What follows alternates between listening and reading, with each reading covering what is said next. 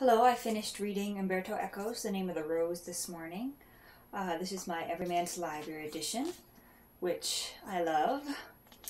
For those of you who don't know, Umberto Eco is an Italian professor and semiologist. He's frequently studied in both linguistic courses, semiology courses, and rhetoric, which is where I've studied his nonfiction works.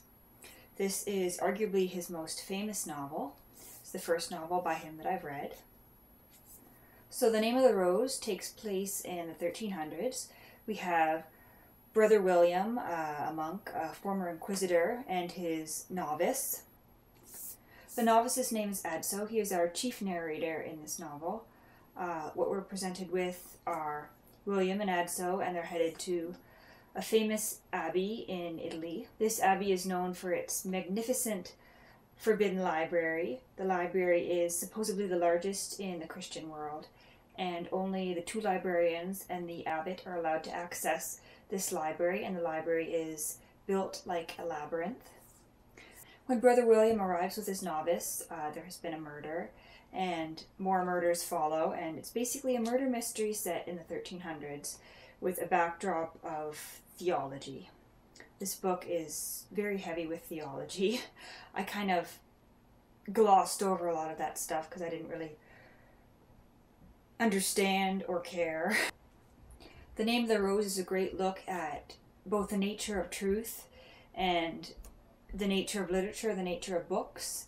At one point, Eco says that books sometimes talk of other books, and well, I won't talk too much more about that because that kind of gives away the ending.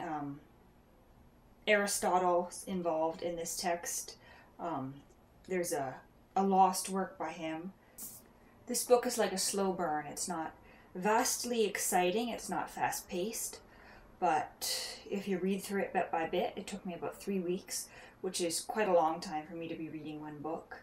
If you work through it bit by bit, it's incredibly satisfying, especially for someone who has studied English and studied language and studied some aspects of semiology and rhetoric. If you're into history, especially the history of the church, it's definitely intellectually stimulating, I would say.